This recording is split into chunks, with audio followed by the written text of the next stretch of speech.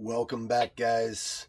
Injuries in jiu-jitsu, are they preventable? Should they ever happen? What do you do when you have them? Guys, I'm going to address this today. My name is Bill Jones. I'm the head instructor of top-level martial arts in beautiful downtown Cuyahoga Falls. You're watching Professor's Corner. All right, guys, I'm back. First, let me just address the elephant in the room. I've been gone for a while, about 2 years. Why?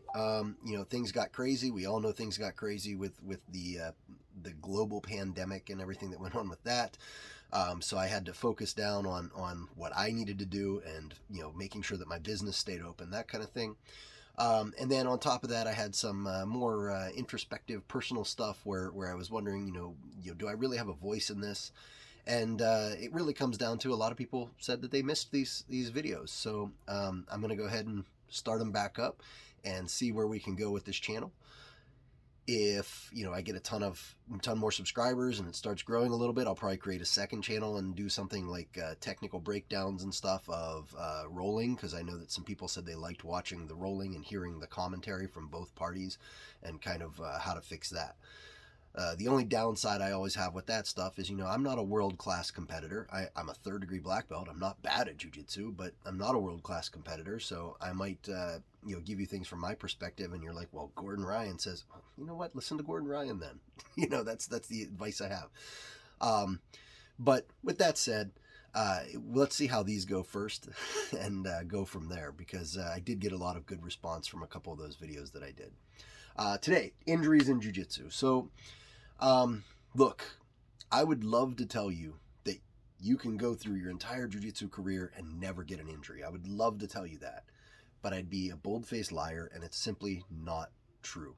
What you're doing is a combat sport and an athletic endeavor, even if you're training it just as a hobbyist for self-defense. It doesn't matter what your mode of training is. At some point, you're going to be rolling with contested motion against another person who is also trying to stop you. And anytime that happens, there's a potential for injury. Now, I'll say the most common injuries tend to be things like fingers getting a little bit banged up, toes maybe getting bent a little bit, maybe some tweaks on the shoulders or some soreness in the neck, stiffness, things like that. Those are the most common injuries, things that, a day of rest will take care of. Or a couple ibuprofen. Before I go any further, the one thing I do want to say is, look, I am not a physician. I am not a medical doctor. And I understand that there's going to be medical doctors that disagree with what I'm about to tell you. And all I can say is, this is what it took me to get to third degree black belt. That doesn't mean it's you. But I can tell you that over my time, I've had several doctors say, why are you doing this? You're at that time, 30-something years old, 40-something years old. Why are you still doing this? This is what kids do. And all I can say is I take their advice to a point. Like if they have something that, if something needs surgery, yeah, I'll get the surgery. If something needs fixed, I'll do the fixing. But what I'm not going to do is quit. It's just not in my game plan. So what I have to do then is change the way I train to some degree. And I can tell you that I have never had any injury or illness that I allowed to keep me out of training for more than a few days.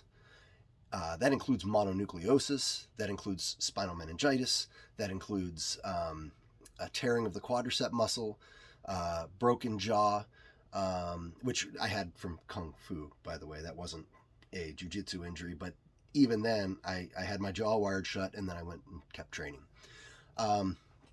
So over the years, I've had plenty of injuries, broken fingers, broken toes, injured knees.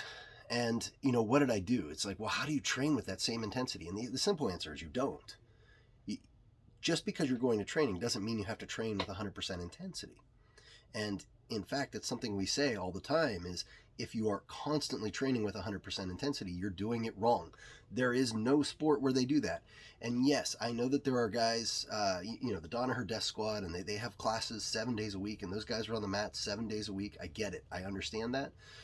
With that said, they themselves will say, well, there's days that they don't train as hard as other days. When they need a rest day, they roll easier. They focus on things like, if they just lifted heavy legs, maybe they're not going to do anything but work escapes that day so that they don't have to strain their legs with guard play.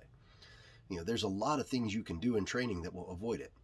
Johnny Carlquist, old school guy out of the Pedro Sauer Association, had a complete reconstruction of his knee, and would come in with a camping mat, like you would put underneath a sleeping bag, and he would roll his legs up in that, duct tape it, and train that way. Just wouldn't use his legs. And I know it's easy to say things like, well, how could you possibly do that? Man, try to choke that guy. That's all I can say. It's really, really hard to do. You know, and it's the same thing for anything. You got an injured arm, tuck it into your belt, grab your, you know, literally tuck it into your belt, grab the ends of your belt, and train like that. Now, is that the day that you're going to choose to defend arm bars? No. You know, but you'll be surprised at what you can do. Work guard retention from that point. Man, one arm guard retention, you'd be surprised how much better you get at guard retention because you're not busy doing this, which is the wrong thing most of the time anyway. You're going to start using your legs more. So there's a lot of things like that that you can do with injuries. Moreover, you can do a lot more training with your brain than you can with your body. So even in a situation where, you know, you've been training a lot and maybe you're a little tired and you're like, man, I just don't know, you know, my body's not feeling it today. Go in, watch what's being taught, and still learn. Take a notebook, write it down. Be like, oh, there's a detail I didn't know about. That's the way you're going to get better.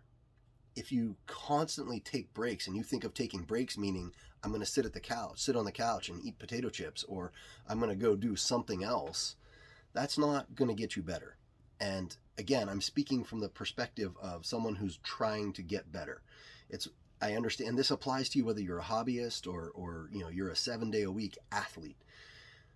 You need to show up. So if, as a hobbyist, if your days that you normally show up are let's say Tuesdays and Thursdays, and you get a knee injury, and the doctor says, oh, you know, you really should train, you should really stay off of it. Cool, stay off of it for a week or whatever, however long the doctor says. Even though I can tell you personally, I don't stay off of it. I don't subscribe to that. I am an exercise physiologist. So while I do believe there are injuries that require rest, there's also most injuries that require active rest. And there's ways to do that as well. Talk to a physical therapist and they'll probably give you better options than what a doctor will as far as healing like a muscle strain and sprains and things like that. But my point is, still go on those days. Don't get out of that habit, because once you get out of that habit, it's really hard to get back into it. That's when that time gets sucked away from you, right? Like, you know, you spent a whole year building this up with your family as, hey, Tuesdays and Thursdays at 6 p.m., that's my time. That's when I go to the academy and train. Cool. Year goes by, you get injured, and then all of a sudden, there's 3-4 weeks where maybe you decide, oh, I've got to let this rest. And like 4 weeks later, you go to leave, and your wife is like, oh, you know what? Can we start that on Thursday? Because I had scheduled, you know, our friends to come over for dinner tonight. And then the next thing comes, and then the next thing comes. And before you know it, it's been 3 months, and you feel weird going back. You feel like there's going to be this stigma. 1, go back anyway. 2, don't let that happen. That is your time. Just never leave it. And I think that's the best advice I can give you, is go train mentally when you can't train physically.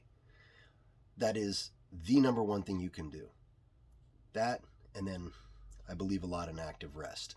If my elbow's injured, yeah, I don't want anybody yanking on it. But that doesn't mean I can't put my arm down my belt and just train with the other arm, or I can't go in and just get some nice stretching exercises in before class, watch class, move my arm around a little bit, take it through a range of motion. Now look, if you start doing that kind of stuff and it's still getting worse, certainly see a physical therapist, talk to maybe an osteopath, someone who can tell you whether you're requiring surgery here. But just doing nothing is almost never good for your body. So, guys, I hope this has been helpful to you. If you're glad I'm back, do me a favor, let me know in the comments, just so that I know that, you know, you still want to hear my voice.